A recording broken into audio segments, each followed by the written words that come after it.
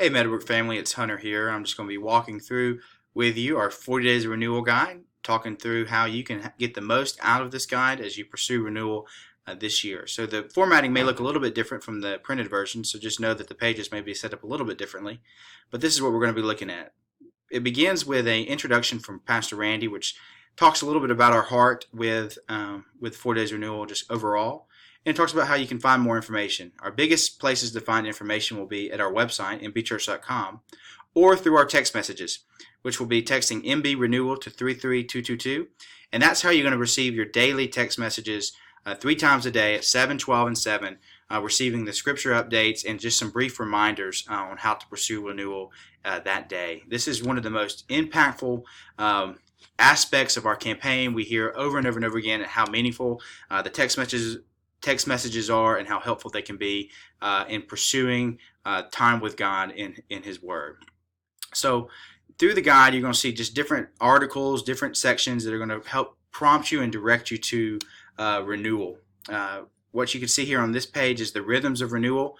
You see there's a lot of different things that are going on. This just gives you some basic information about what we're going to be doing, which is our text messages, our Sunday worship, life group curriculum, our Cottage Prayer gatherings, and our Wednesday night Bible study through Romans 8. And then you get into the section on is articles that are emphasizing one of our 3 emphases, which is making healthy choices, developing your spiritual life, and purposing to live for the glory of God. What these articles are just introductions to these emphases. There's some quotes in there that can give you some little pull-out ideas that are impactful, I think, on this discussion.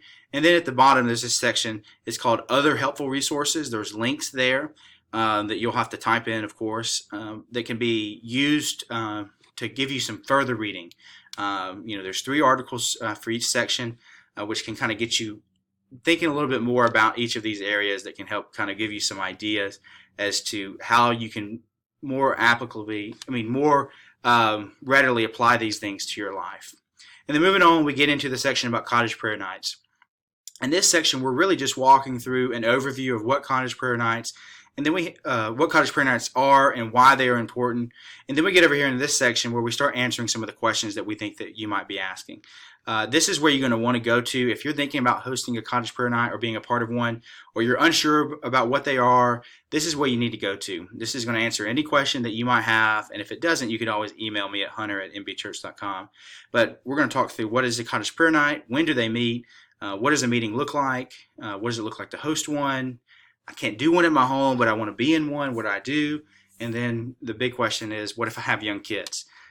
We seek to answer all of these questions, and even on that last one, we have a section on this next page, and I think even the page after, on some ways that you can engage your kids in praying. Christy has put together a great resource for how to engage your kids in prayer, and some other suggestions as well on how you can kind of help manage some of that chaos. And then we get into our Cottage Prayer Nights. I'm going to take some time and walk through what this is. This is talking about the topics that you might be praying for and the different methods you might use. So there's 11 topics listed here with some different ideas and even some bullet points.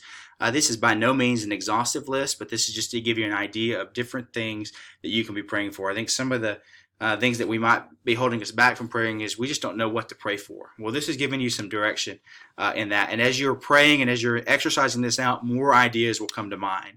And then these are just some methods that you can look through and think about how are we going to pray together. This gives you some ideas that can be used throughout the evening that can kind of give you some ideas.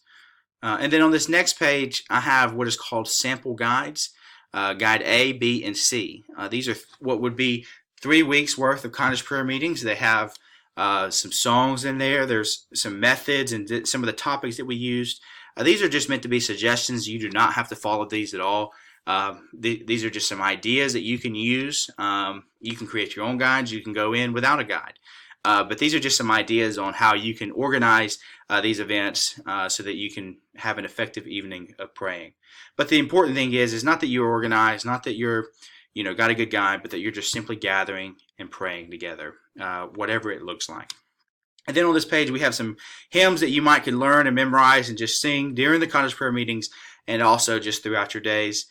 And another aspect of the kind of continual worship here is this 40 Days of Renewal playlist, which is our worship team together has got this together. Kevin, Mason, Barbara Ann have formulated this playlist. You can listen at Spotify, Apple Music, or YouTube.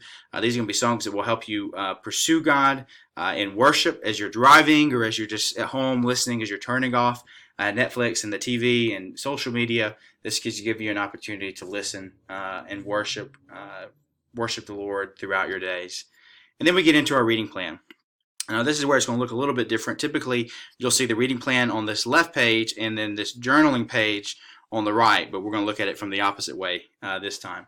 And this is just an opportunity for you to get the Psalms that you're going to be reading during the days, but also this journaling page is going to be something for you to use as a tool to help you remember what God has done in your life during the 40 Days of Renewal campaign. You can see that this goes all the way through February 14th, where we end on Psalm 147. There's, of course, 150 Psalms in the book of Psalms. So on Saturday, we'll read, I think it's Psalm 148 and 149. And on Sunday, we'll read Psalm 150. And we'll finish the book of Psalms during this season of pursuing the Lord and pursuing His renewal. So that's it for our 40 Days of Renewal guide. I hope this was helpful. I hope you now have a better idea of how this guide can be used to make an impact in your life, an impact in your journey as you seek renewal from the Lord this upcoming 40 Days of Renewal.